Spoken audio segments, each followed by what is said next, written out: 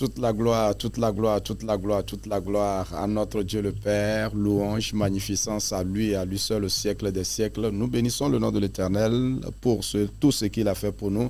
Il nous a protégés, il nous a gardés, il a veillé sur nous, il permet que ce matin encore, que nous soyons debout, que nous soyons comptés parmi les vivants. C'est une pure grâce pour nous. Shalom, chers téléspectateurs, shalom, chères téléspectatrices. Nous bénissons le nom de l'Éternel pour la vie de tout un chacun. Si vous nous suivez ce matin, merci de nous préférés partout ce matin. Vous êtes installés encore une fois et vous nous regardez. Merci infiniment pour avoir choisi la télévision. Jésus vous aime pour vous réveiller, pour accompagner votre journée. Nous rendons grâce à Dieu. Nous espérons que le Seigneur va nous bénir, va nous combler encore de ses grâces ce matin.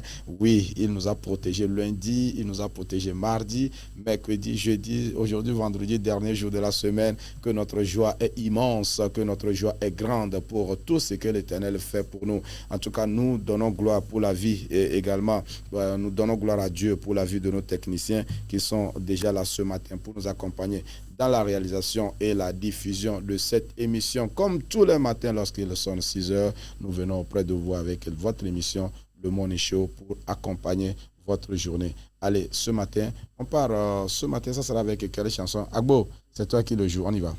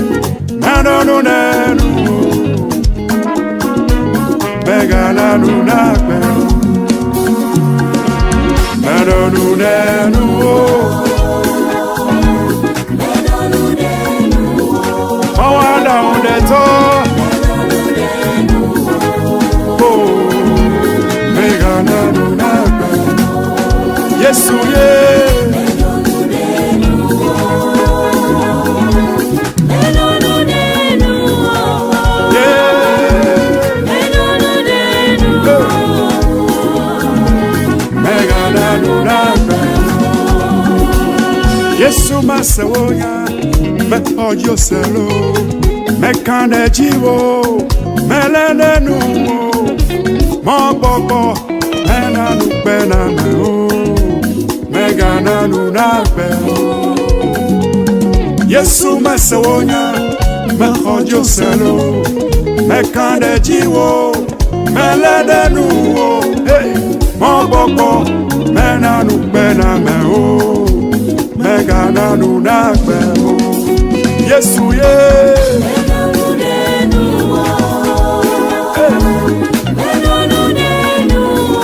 awa menobela megana luna nuso katato yabalo nunenu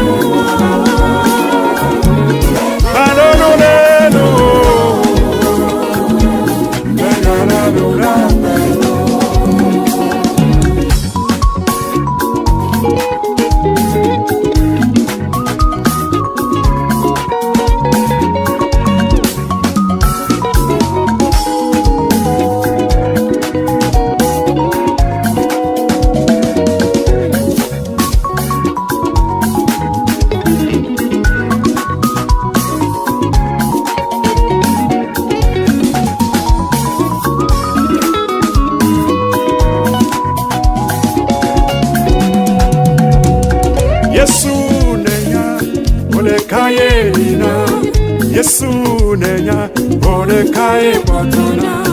Yesu nenya, Mordecai nina. Unto nenya, Unti emesiono. Yatamodonu nenu o. Hey, Medonu nenu o. Medonu nenu o.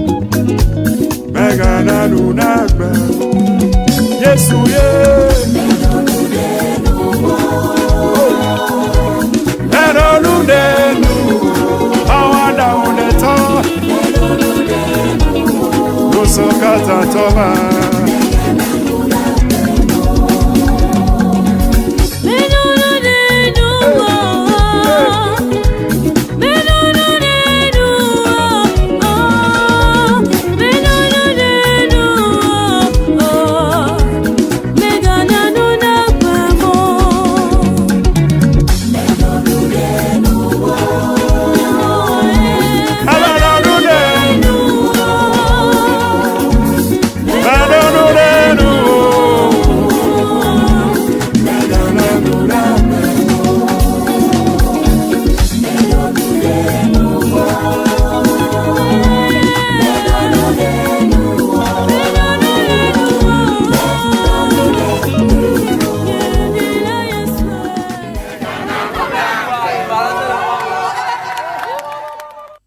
J'espère en toi, je crois en toi, je me confie en toi, ne me laisse pas confus, ne m'abandonne pas, ne me laisse pas peut-être, qu'est-ce que je dirais,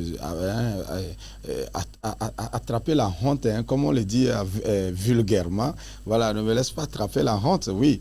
Le Seigneur, celui qui est notre Sauveur et notre Seigneur Jésus-Christ, il est fidèle, il est à nos côtés nuit et jour, il veille sur nous, il nous garde et il ne nous laissera pas confus, il ne nous abandonnera pas, il ne nous laissera pas dans la honte, hein, il ne nous laissera pas dans la honte, mais alors il viendra relever notre tête, il viendra nous restaurer, il viendra nous rétablir. Alors ce matin nous sommes heureux parce qu'il nous a encore donné la vie, puisqu'il nous a donné la vie, il veillera sur nous. Si le Seigneur t'a donné encore la vie ce matin, il te protégera, il te gardera. Alors ce matin également nous allons prendre ses conseils, nous allons écouter sa voix pour démarrer notre journée, bien évidemment, comme tous les matins. Et ce matin, il est encore de retour en studio pour nous accompagner avec donc l'exhortation.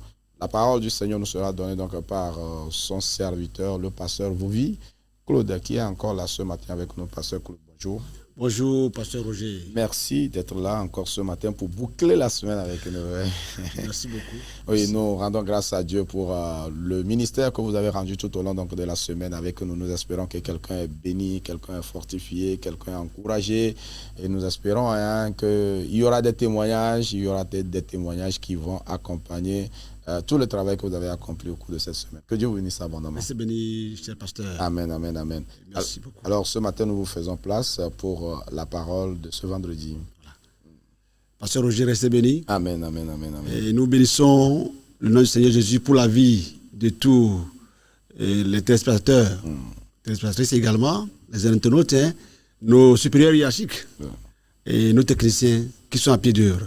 Que Dieu les bénisse. Amen, amen, amen. Ce matin, nous sommes encore là pour boucler la semaine, tel que le grand frère vient de le dire.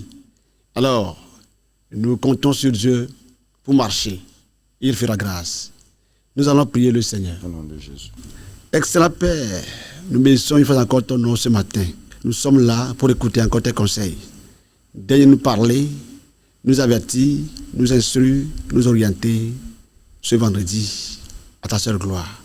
Merci de ce que tu as béni les attendements de quelqu'un au nom de Jésus. Amen. Amen, amen, amen, amen, amen, amen. Pour ce jour, nous voudrions partager cette exhortation avec le peuple de Dieu.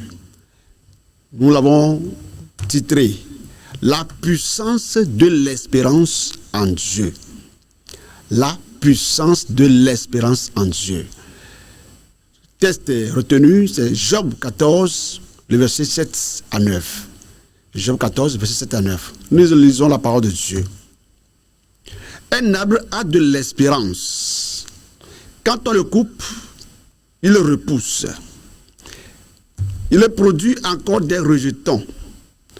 Quand sa racine a vieilli dans la terre, quand son tronc meurt dans la poussière, il reverdit à l'approche de l'eau. Il pousse des branches comme une jeune plante. Amen. Amen, amen, amen, amen. Bien-aimés dans le Seigneur, dans une époque marquée par l'incertitude, les crises économiques, les crises familiales, les découragements, les déceptions, tant de problèmes dont je ne saurais faire la liste exhaustive. Dieu reste notre espérance. Alléluia. Praise the Lord. Alléluia. Ce matin, je voudrais exhorter quelqu'un à ne pas fonder son avenir sur ce que les circonstances lui présentent, mais plutôt de fonder son expérience en Dieu qui a les moyens de tout relever. Il est fidèle. Refusons de construire notre avenir sur les problèmes, les difficultés que nous traversons. Bien-aimés dans le Seigneur, notre espérance n'est pas dans ce qui se passe, mais en Dieu qui est le souverain maître de notre vie. Lorsque tout paraît flou, il redonne lumière. Oui, c'est Dieu. Il est Dieu. Il est le suprême. Nous ne comparons à lui. Faisons-lui confiance et il fera grâce. Le texte lu nous enseigne que là où l'homme ne voit qu'une fin, Dieu peut encore préparer un nouveau départ. Oui, un nouveau recommencement. Que ce soit ainsi pour toi ce matin. Là où tu vois que tout est fini pour toi, que Dieu te relève, qu'il prépare un nouveau départ pour toi, afin que tu connaisses sa grandeur. Bien aimé, l'image de l'arbre ici, oui, dans ce texte, est particulièrement forte. Même lorsqu'il est coupé, tant qu'il demeure une possibilité de vie dans sa racine, l'espérance d'une nouvelle pousse subsiste. Alors, là où tu es actuellement, je ne sais pas ce que tu es en train d'endurer. Je ne sais pas ce qui était ton souci. Mais ce que je voudrais te dire, tant que tu vis, l'espoir est garanti. Parce que Dieu est notre espoir, il saura comment faire pour t'amener, pour te délivrer, pour te sauver, pour apporter la victoire à son peuple. Restons confiants afin qu'il fasse grâce au nom de Jésus. Ainsi, bien-aimé, je voudrais exhorter quelqu'un ce matin que l'espérance chrétienne plutôt, c'est la certitude que Dieu demeure capable d'agir. Dieu demeure capable d'agir lorsque les circonstances semblent avoir prononcé leur dernier mot. Notre Dieu est capable d'agir. Il a le dernier mot. Oui, l'arbre coupé a de l'espérance. Pourquoi toi, homme, toi, chrétien, qui traverse une situation, tu as encore le souffle de vie en toi. Pourquoi ne pas espérer en Dieu? Le Seigneur est fidèle. Il est fidèle. Espérons en lui. Nous comptons sur lui. Nous croyons en lui. Il est Dieu. Il n'est pas un homme. Ce qu'il dit, il le fait. J'ai lu dans la parole de Dieu, dans Josué 21, le verset 45. Il dit de toutes les bonnes paroles que l'Éternel a dites sur la maison d'Israël, aucune ne resta sans effet. Tout s'accomplit. Alors toute parole, toutes les bonnes paroles que l'Éternel a dites sur ta vie s'accompliront certainement. Sois rassuré et espère à l'accomplissement. Dieu t'a promis tant de choses. Espère, il va le faire. Bien-aimés dans le Seigneur, ce matin, je voudrais qu'au travers de cette lutte, nous relevons 3 grandes leçons qui vont nous aider, qui vont nous pousser à booster la vie chrétienne à la gloire de Dieu seul. L'espérance regarde au-delà des apparences. Bien-aimés, ici, dans Job 14,7, on dit, il y a de l'espérance pour l'arbre, quand on le coupe, il le repousse. C'est une vérité. Une branche coupée n'est pas nécessairement une vie terminée. Avec Dieu, ce qui semble mort peut encore porter les germes d'un nouveau départ. Aujourd'hui, tu penses que c'est fini pour toi. Mais quand c'est en Dieu, les germes d'un nouveau départ sont là. Il est capable de reprendre ce qui est déjà à terre et il va te relever. Espère. Ta famille est à terre, ton couple est à terre, mais Dieu est souverain. Il va te relever. Gardons courage à lui. Oui, espérons en ce Seigneur, merveilleux Père qu'il est. Il est là pour apporter solution à tous nos soucis, pour relever le défi devant lequel nous sommes maintenant. Que Dieu nous fasse grâce. Bienvenue dans le Seigneur. Ne laissons jamais les circonstances, les difficultés définir notre histoire. Non, levons-nous, laissons Dieu définir notre histoire. Parce que Dieu a écrit une histoire pour nous. Oui, c'est laissé. Ce que nous traversons sont des réalités. Certes, nous sommes des vérités. La vérité reste évangélique. Restons avec Dieu. La deuxième leçon, l'espérance prend racine dans une nouvelle saison. C'est dit ici, Job 14, 8 et 9. Ces racines ont vieilli dans la terre, mais dès qu'ils trouvent l'eau, ils poussent de nouveau. Quel que soit ce qui se passe, bien-aimé dans le Seigneur, tant que tu demeures en Dieu, comprends que tes racines vont prendre encore de nouvelles feuilles. Ça va pousser. Tu auras des rejetons. Espère en Dieu. L'espérance en Dieu ne trompe point. Gardons courage. C'est une vérité. Quand les hommes ne voient plus rien, Dieu peut encore travailler dans les racines invisibles de ta destinée pour te relever. Espère en lui. Il est capable. Il est fidèle. Troisième leçon. L'espérance en Dieu transforme l'attente en confiance. Quand on espère en Dieu, notre attente devient une confiance ferme. Job ici ne nie pas sa situation, mais il continue à chercher une possibilité de restauration. Le Seigneur restaure. Qui restaure ton âme aujourd'hui, qui restaure ton foyer, qui restaure ton économie, qui restaure ta vie entière, qui restaure ta vie d'adoration, afin que tu connaisses qu'il demeure ce merveilleux Dieu qui ne nous laisse jamais, qu'il demeure fidèle, il est puissant. Ce Seigneur merveilleux est notre Père. Je voudrais nous exhorter à avoir confiance, à garder l'espérance dans le Seigneur. L'espérance nourrit une force puissante que l'homme ne peut révoquer. La victoire appartient aux chrétiens. Restons fidèles. Bien dans le Seigneur, je voudrais dire, celui qui espère en Dieu peut traverser une saison sèche sans devenir lui-même une terre desséchée. Celui qui espère en Dieu peut traverser une saison sèche, mais sans devenir lui-même une terre desséchée. Dieu est là. Restons confiants. Notre Seigneur, il est fidèle. En lui, nous espérons. En lui, nous avons confiance. Il va nous relever certainement. Que ce matin, que ce vendredi, que quelqu'un renouvelle sa confiance en Dieu et marche avec lui afin que la gloire soit donnée au Seigneur. Soyons bénis encore. Au nom de Jésus. Au nom de Jésus. Nous allons prier. Amen, amen, amen. Père, mystérieux Père, nous bénissons ton nom ce matin. Tu es Seigneur. Tu es Seigneur. Réveille quelqu'un. Relève quelqu'un de sa chute. Redonne espoir à quelqu'un. Redonne confiance à quelqu'un. Dis à quelqu'un que tu es son Père. Que tu es là pour le relever. Tu es là pour restaurer son foyer. Tu es là pour le guérir. Tu es là pour restaurer son économie. Tu es là pour restaurer ce qu'il a perdu. Seigneur Jésus, tu l'as fait de par le passé. Si un arbre coupé a de l'espérance, que l'homme ait de l'espérance plus que cela. À la gloire de Dieu seul. Soyons bénis au nom de Jésus. Amen. Amen, amen, amen, amen. Nous sommes bénis au nom puissant de Jésus. Amen. Oui, lorsque le Tout-Puissant qui t'a créé, il a un plan, il a préparé un plan pour ta vie, il a défini un agenda pour ta vie.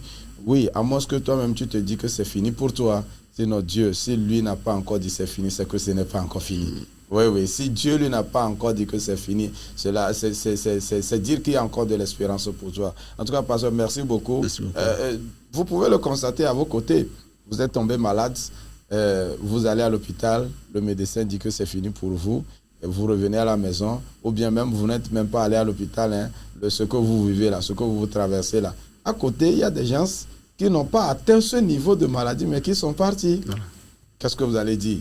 Tout est grâce, voilà. Tout est grâce, tout est grâce. Si le Seigneur n'a pas encore dit son dernier mot sur ta vie, peu importe ce que tu traverses, que ce soit la santé, problème de finances, problème de foyer, problème de célibat, problème de travail, tout ce que nous vivons aujourd'hui, oui, c'est des situations qui viennent nous désespérer, c'est des situations qui viennent véritablement nous assommer. Et à un moment donné, on se pose la question, qu'est-ce qu'on cherche même sur cette terre-là?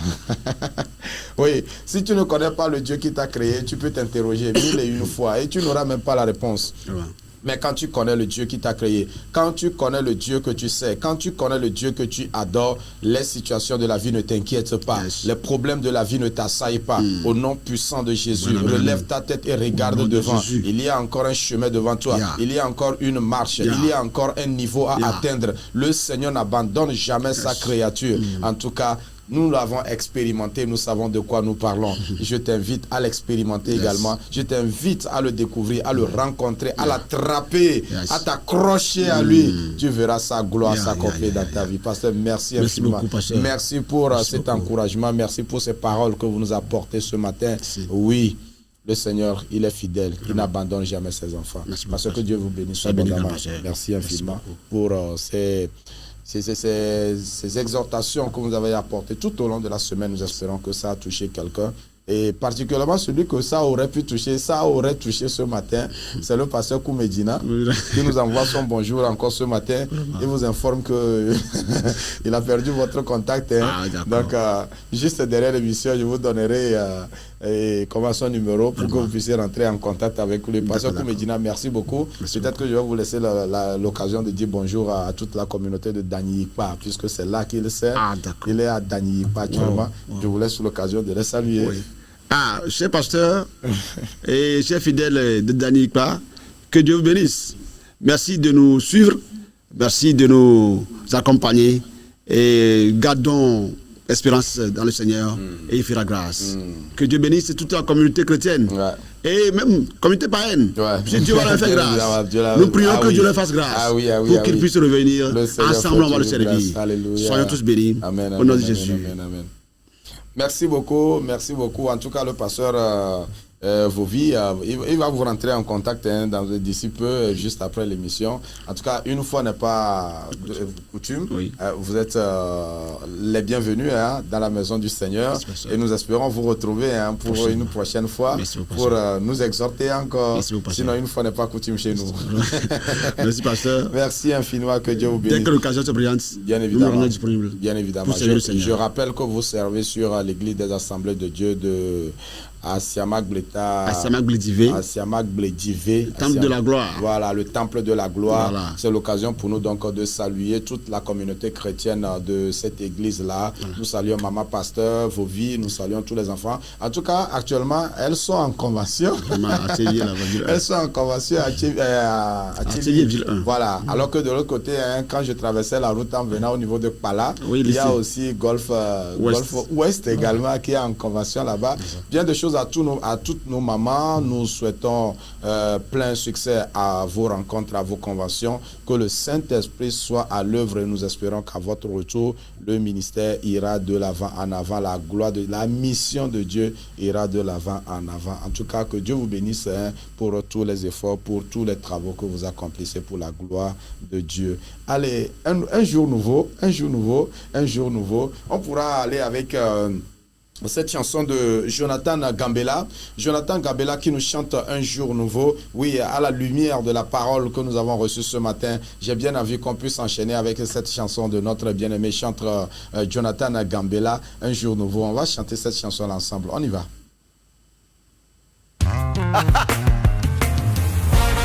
La joie qui m'anime est immense. Du haut de son trône, le Seigneur a entendu mes cris et il est descendu me délivrer. Ainsi je chante avec reconnaissance. Les ténèbres qui couvraient ma vie. Les ténèbres qui couvraient ma vie, il a désenterré. Désormais je suis affranchi, Jésus m'a délivré. Tout mon être. Tout ce que je suis, signe de sa bonté. Yeah. Un jour nouveau s'est levé dans ma vie. Sa lumière a éclairé ma vie. Et il a également fait briller dans mon cœur pour faire resplendir la connaissance de la gloire de Dieu sur ma face. Alors j'insiste et je dis, les ténèbres qui couvraient ma vie. Les ténèbres qui couvraient ma vie, il a désintégré. Désormais je suis affranchi, Jésus m'a délivré. Tout mon être et tout ce que je suis. Tout ce que je suis, signe de sa bonté. Voilà. Un jour nouveau s'est levé dans ma vie. Christ est la lumière de ma vie. De qui ou de quoi aurais-je crainte? Sa paix a pris mon cœur en otage. Et avec assurance je dis, la terreur qui prenait mon cœur. Comment? La terreur qui prenait mon cœur est désormais ôtée. Plus de pleurs, non, plus de douleur, Jésus m'a libéré. Toutes les chaînes qui me limitaient. Toutes les chaînes qui me limitaient sont aujourd'hui brisées. Un jour nouveau. Un jour nouveau s'est levé dans ma vie. Le bonheur et la grâce sont devenus mes compagnons de tous les jours. Avec un supplément faveur. Le Seigneur a pensé à moi. J'ai vu le bonheur et toutes ses couleurs.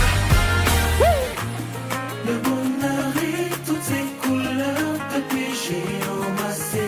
Mon labeur et toute ma sueur, il a rétribué. Le mon cœur est tenace, tu pars, mon Dieu m'a donné. Un jour nouveau. Un jour nouveau.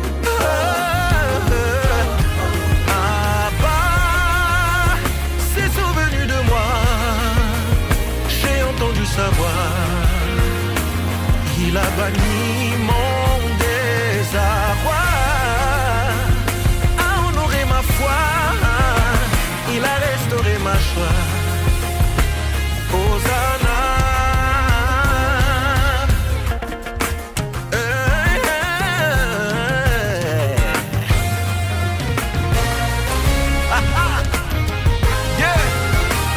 Constatez ce que papa a fait. Dans ma vie ça m'a fait effet. Les œuvres du diable il a défait. Un jour nouveau, la saison des pleurs est terminée. Celle de la gloire a commencé.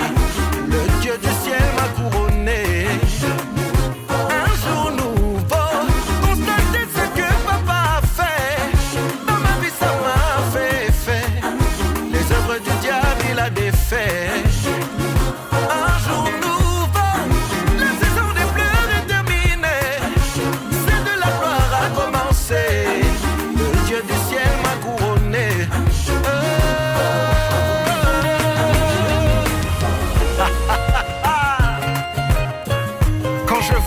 Aujourd'hui, je me dis que le Seigneur a abusé de sa bonté. Reconnaissant, j'ai envie de pousser un cri de joie. Merci mon Dieu, tu n'oublies jamais, jamais ceux qui se confient en toi. Alléluia, le Dieu de ma vie, j'ai eu raison de croire en toi. Yeah.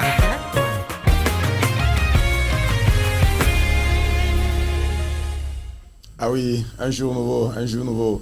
J'ai eu raison de croire en toi, Seigneur. Nous avons eu raison de croire en toi, car c'est toi qui le fais. C'est toi qui nous accordes ce jour-là. Qu'il en soit ainsi pour quelqu'un. Que ce vendredi soit un jour nouveau pour quelqu'un. Que ce vendredi soit un jour d'encouragement pour quelqu'un. Que ce vendredi soit un jour de libération pour quelqu'un. Que les chaînes qui t'assaillent, que les chaînes qui t'engouffrent, que les chaînes qui te retiennent encore soient coupées au nom de Jésus. Que tu sois délivré et libéré pour poursuivre la marche. Parce que oui, le Seigneur a encore un objectif devant que tu dois accomplir pour lui. À cause de sa volonté, à cause de son nom, à cause de son agenda, tu ne resteras pas là où tu es resté. Qu'il en soit ainsi pour toi, au nom puissant de Jésus. Amen, amen, amen, amen. Allez, ce qui va nous conduire très rapidement également à écouter les journalistes. Après avoir écouté les hommes de Dieu, on va écouter également les spécialistes de l'information. Qu'est-ce qu'ils disent autour de nous, juste derrière le jingle Actu Info.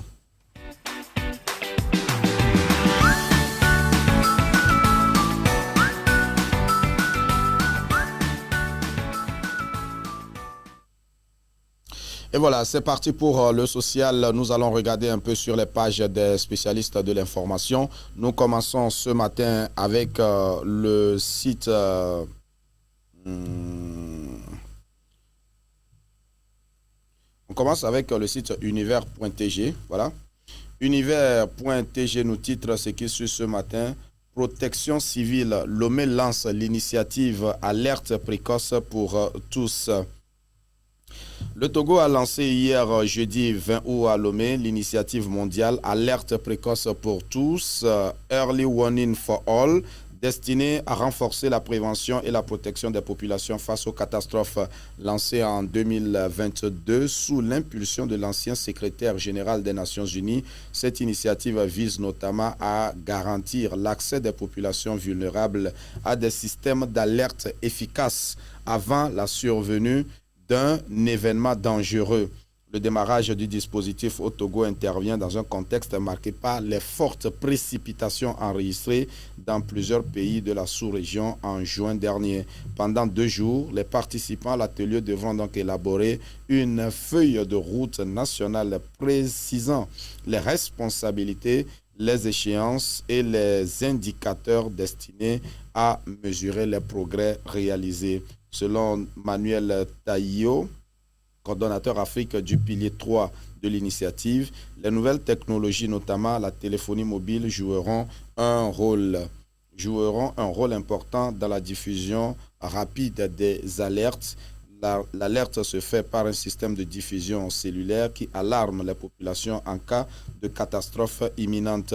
On utilise également les autres canaux traditionnels pour communiquer, a-t-il ajouté.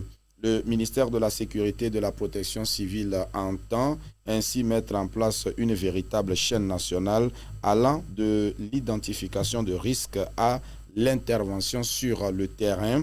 Son secrétaire général, le commissaire divisionnaire de police Kadia Hodabalo Pitemnewe, a résumé l'objectif en ces termes: passer de la réaction à l'anticipation, de la gestion de la catastrophe à la gestion du risque. L'ambition affichée est de mieux préparer et protéger les populations tout en réduisant les pertes humaines, les dégâts matériels et les conséquences sur les moyens de subsistance. Alors, on va aller très rapidement, oui, parce que nous avons prévu également suivre, comme c'est vendredi, comme tous les vendredis, nous suivons une biographie chrétienne, un homme de Dieu, un serviteur de Dieu, non seulement qui aura marqué son temps, mais qui aura poussé le royaume des cieux davantage, et qui aura élargi davantage le royaume des cieux. Oui, ils sont nombreux, ceux-là au travers de qui le Seigneur, ils se sont donnés, ils se sont laissés, et le Seigneur a travaillé au travers donc de leur vie. Oui, ce matin encore, nous partons à la découverte d'un homme de Dieu. Je vous laisse découvrir tout son ministère, tout ce qu'il a fait, toute sa vie, et juste derrière, on revient. Regardez.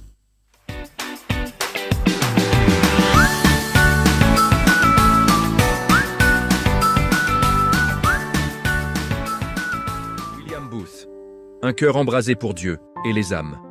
Bienvenue sur Biographie chrétienne, la chaîne qui met en lumière les vies d'hommes et de femmes de Dieu qui ont marqué leur époque et dont l'impact continue encore aujourd'hui de transformer des vies, non par leur propre force, mais par ce que Dieu a accompli à travers eux. À travers ces biographies, nous voulons rappeler une vérité essentielle. Dieu se plaît à utiliser des cœurs totalement consacrés pour bouleverser le monde. Aujourd'hui, nous allons plonger dans la vie d'un homme dont la passion pour Dieu et pour les âmes perdues a donné naissance à l'un des mouvements chrétiens les plus influents de l'histoire moderne. Voici l'histoire de William Booth. William Booth naît le 10 avril 1829 à Nottingham, en Angleterre, dans une famille modeste. Son père, Samuel Booth, est un entrepreneur en bâtiment qui connaît des hauts et des bas financiers, tandis que sa mère, Mary Moss Booth, est une femme pieuse, profondément attachée aux valeurs chrétiennes. Dès son plus jeune âge, William est marqué par la précarité et l'instabilité. La famille ne roule pas sur l'or, et les difficultés économiques forcent souvent William à observer très tôt les réalités du monde adulte. Cette enfance sans confort excessif va jouer un rôle déterminant dans la sensibilité qu'il développera plus tard envers les pauvres, les exclus et les oubliés de la société. Très jeune, William montre un caractère vif, passionné et parfois rebelle. Il n'est pas un enfant naturellement sage ou docile. Il est énergique, impulsif, parfois même colérique. Mais derrière ce tempérament ardent se cache déjà une profondeur de cœur. Sa mère, consciente de l'importance de la foi, l'emmène régulièrement à l'église méthodiste. Elle prie pour lui parle de Dieu, lui enseigne la Bible et sème dans son cœur des graines qui mettront du temps à germer, mais qui porteront un fruit abondant. À l'adolescence, la situation financière de la famille se dégrade encore davantage. William doit quitter la Hemel École très tôt pour travailler comme apprenti dans un magasin de prêteurs sur gage. Cette expérience le marque profondément. Jour après jour, il voit défiler des hommes et des femmes contraints de vendre leurs biens les plus précieux pour survivre. Il voit la misère, le désespoir, l'injustice sociale. Ces scènes laissent une empreinte indélébile dans son cœur. Il ne s'agit plus pour lui d'une pauvreté abstraite, mais d'une souffrance humaine concrète, vécue sous ses yeux. C'est durant cette période que William Booth traverse une profonde crise spirituelle. Bien qu'il ait grandi dans un environnement chrétien, il n'a pas encore fait une expérience personnelle et vivante avec Dieu. Il assiste au culte, entend les sermons, mais son cœur reste inquiet. Il est tourmenté par la question du salut, par la peur de la condamnation, par le sentiment de ne pas être en règle avec Dieu. Pendant des mois, il lutte intérieurement, oscillant entre désir de Dieu et culpabilité. Finalement, à l'âge de 15 ans, William vit une expérience de conversion décisive. Lors d'une réunion de réveil méthodiste, il est profondément touché par le message de l'Évangile. Il comprend que le salut n'est pas le fruit des œuvres ou des efforts humains, mais un don de la grâce de Dieu reçu par la foi. Ce jour-là, il se donne entièrement à Christ. Cette rencontre transforme radicalement sa vie. Son caractère fougueux ne disparaît pas, mais il est désormais consacré à Dieu. Après sa conversion, William Booth se plonge avec passion dans la lecture de la Bible et dans la prière. Il développe un amour profond pour la parole de Dieu et un zèle brûlant pour le salut des âmes. Très vite, il commence à témoigner autour de lui, à parler de Jésus à ses collègues, à ses amis, aux inconnus. Il ne peut garder pour lui ce qu'il a reçu. Sa foi est vivante, expressive, contagieuse. Influencé par le mouvement méthodiste et par des prédicateurs du réveil, William se sent progressivement appelé au ministère. Il commence à prêcher dans les rues, dans les salles modestes, partout où on lui donne l'occasion de parler. Il n'a pas encore une grande formation théologique, mais il possède une chose essentielle: un cœur en feu pour Dieu et une compassion sincère pour les perdus. Ses prédications sont simples, directes, parfois rugueuses, mais toujours animées par une conviction profonde. Cependant, le chemin de William Booth n'est pas sans lutte. Il traverse des périodes de doute, de fatigue et de découragement. Il se heurte souvent à l'opposition, y compris au sein de l'Église. Beaucoup trouvent ses méthodes trop radicales, trop émotionnelles, trop centrées sur les classes populaires. On lui reproche de sortir des cadres traditionnels, de prêcher dans la rue, de s'adresser aux ivrognes, aux prostituées, aux marginaux. Mais William est convaincu que l'Évangile est pour tous, et surtout pour ceux que la société et parfois même l'Église ont abandonnés. En 1855, il épouse Catherine Mumford, une femme remarquable, intelligente, profondément spirituelle et dotée d'un don puissant pour la prédication. Leur mariage n'est pas seulement une union sentimentale, mais un véritable partenariat spirituel. Catherine devient son plus grand soutien, son conseillère et une prédicatrice influente à part entière. Ensemble, ils partagent une vision commune: atteindre les masses oubliées avec l'évangile de Jésus-Christ. Au fil des années, William Booth réalise que les structures ecclésiastiques traditionnelles ne suffisent pas à toucher les foules urbaines pauvres et délaissées de l'Angleterre industrielle. Les églises sont souvent perçues comme froides, distantes, réservées à une certaine classe sociale. William rêve d'un mouvement chrétien dynamique, accessible, engagé sur le terrain, capable d'aller là où les gens vivent réellement. C'est ainsi qu'en 1865, à Londres, il fonde ce qui deviendra plus tard l'Armée du Salut. À l'origine, ILS agit simplement d'une mission chrétienne destinée aux pauvres de Elbow East End de Londres. Les réunions sont bruyantes, vivantes, pleines de chants, de témoignages, de prédications enflammées. Les gens viennent tels qu'ils sont, sans condition. On y prêche le salut, mais on y distribue aussi de la nourriture, des vêtements, de l'aide concrète. On y prêche le salut, mais on y distribue aussi de la nourriture, des vêtements, de l'aide concrète. William Booth adopte progressivement un langage et une organisation militaire pour son mouvement.